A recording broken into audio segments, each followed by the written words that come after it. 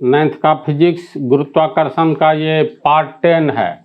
इसमें तुम लोग गुरुत्वाकर्षण के नियम का महत्व समझोगे, यानी describe the universal importance of the law of gravitation. गुरुत्वाकर्षण के नियम का यूनिवर्सल इंपॉर्टेंस, जो कुछ भी है इसी यूनिवर्स में ही है। यूनिवर्स जान रहा है ना? हाँ। किसको कहते हैं? सब कुछ यूनिवर्स में है, पृथ्वी, सूर्य, तारे, गैलेक्सी, जो कुछ भी है यूनिवर्स में है। तो जैसे न्यूटन ने जब तक इस नियम का खोज नहीं किया था, न्यूटन का यह सिद्धांत नहीं आया था, तो इससे पहले प्रकृति में होने वाली बहुत सारी घटनाओं में कोई तालमेल नहीं था। प्रकृति में तो सैकड़ों लाखों करोड़ों घटनाएं होती रहती हैं ना, जो कि जिस घटना को मनुष्य नहीं रूप देता है, तो वैसी घटनाएं घटती रहती हैं। तो बहुत सारी घटनाओं में कोई तालमेल नहीं था। जैसे हम लोग पृथ्वी पर हैं न जी, तो किसकी कृपा से है? भगवान की कृपा से नहीं, पृथ्वी की गुरुत्वाकर्षण शक्ति की कृपा से है। गुरुत्वाकर्षण बल अगर हम लोगों पर पृथ्वी लगाना छोड़ दे, तो एक बार जंप करेंगे तो नीचे से कोई फोर्स ही नहीं लगेगा, हम लोग सीधे अंतरिक्ष में नहीं चले जाएंगे। वायुमंडल, वायु तो हल्की गैस है, मतलब विभिन्न गैसों का मिश्रण है ना? तो और केमिस्ट्री का पहला चैप्टर में ही पढ़ा दिए हैं, गैस के कण हमेशा मूवमेंट में रहते हैं। तो पृथ्वी अगर हमारे वायुमंडल पर गुरुत्व बल नहीं लगावे, गुरुत्वाकर्षण बल नहीं लगावे, क्या ये वायुमंडल पृथ्वी के चारों ओर रहेगी? नहीं रहेगी। पृथ्वी को छोड़कर ये अंतरिक्ष में विलीन हो जाएगी और इस तरह सारे जीव जंतु स्वतः मर जाएंगे कुछ ही मिनट में, तरफ तरफ करके। तो हमारे वायुमंडल को भी ये पृथ्वी आकर्षित किए हुआ है। पहले घटनाओं में तालमेल नहीं था। प्रकृति में जो घटने वाली बहुत सारी ऐसी घटनाएं थी, इनमें कोई तालमेल नहीं था। लोगों के पास अपना अपना तर्क था। और जब न्यूटन ने अपने गुरुत्वाकर्षण बल का, गुरुत्वाकर्षण शक्ति का जब नियम दिया, तो घटनाओं में तालमेल बैठने लगा। जैसे चंद्रमा पृथ्वी के चारों ओर घूमती है, तो मान लो हमारी पृथ्वी सूरज के चारों ओर घूमती है। अभी इस पर नहीं जाओ, ये पृथ्वी है, इसके चारों ओर चंद्रमा जो घूमती है, तो चंद्रमा घूम रही है। तो मान लो वृत्तीय मार्ग पर, वृत्ताकार मार्ग पर, यहाँ एम से मून यहाँ पर है, ये ऐसे चक्कर काट रही है ऐसे।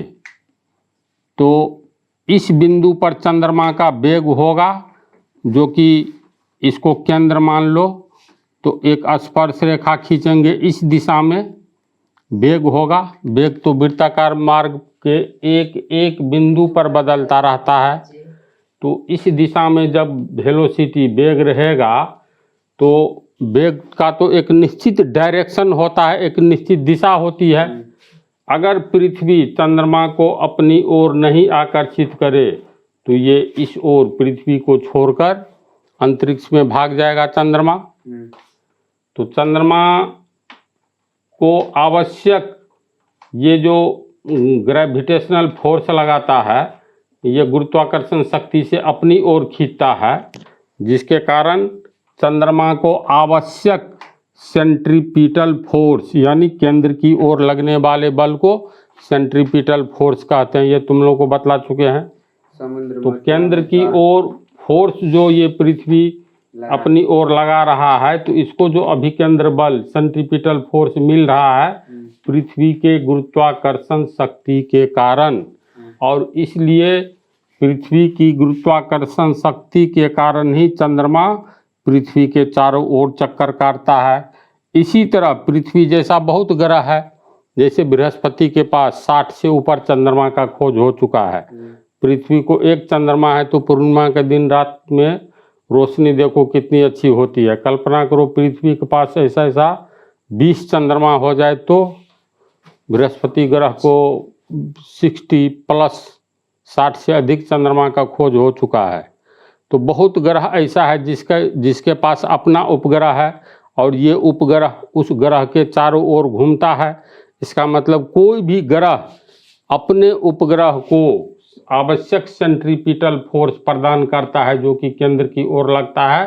किसी भी ग्रह के गुरुत्वाकर्षण शक्ति के कारण केंद्र की ओर बल लगता है और उपग्रह ग्रह के चारों ओर घूमता रहता है।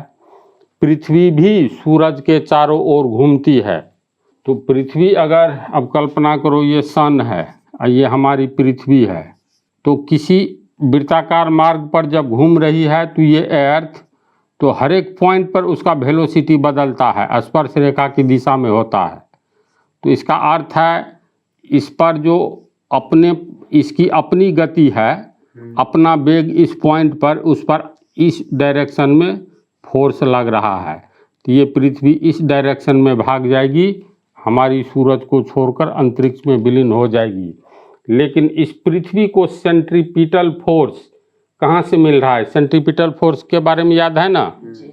केंद्र की ओर लगने वाला बल, और केंद्र की ओर बल लगाता है ये सूरज, अपना गुरुत्वाकर्षण बल लगाता है, जिसके कारण इसको सेंट्रीपिटल फोर्स प्रदान करता है ये सूरज। और पृथ्वी सूरज के चारों ओर एक निश्चित कक्षा में घूमती है, इस कक्षा को छोड़कर नहीं भाग सकती है, क्योंकि हर एक पॉइंट पर सूरज की ओर गुरुत्वाकर्षण बल लगता है। और सूरज ये सन जो है पृथ्वी जैसे सैकड़ों ग्रह को सेंट्रीपिटल फोर्स प्रदान करके एक निश्चित वृत्ताकार मार्ग में घूमने के लिए मजबूर कर देती है। इन बातों की व्याख्या जो है ये गुरुत्वाकर्षण नियम बिल्कुल स्पष्ट कर देता है, किसी का कोई तर्क नहीं चलेगा, है ना? तो यूनिवर्सल महत्व है कि नहीं? हमारी पृथ्वी पर ज्वार भाटा उठता है, कितना प्रतिशत पर जल है? 71% पर जल है, 29 पर तुमको स्थल भाग है। तो ये इतनी छोटी पृथ्वी, मतलब हमारी पृथ्वी के विशाल भाग 71% पर जल है। तो ये चंद्रमा और सूरज के द्वारा जो पृथ्वी पर आकर्षण शक्ति लगता है, आकर्षण बल, गुरुत्वाकर्षण बल अपने केंद्र की ओर, जिसके कारण पृथ्वी के 71% भाग पर जल है, तो वो भी ऊपर उठेगा।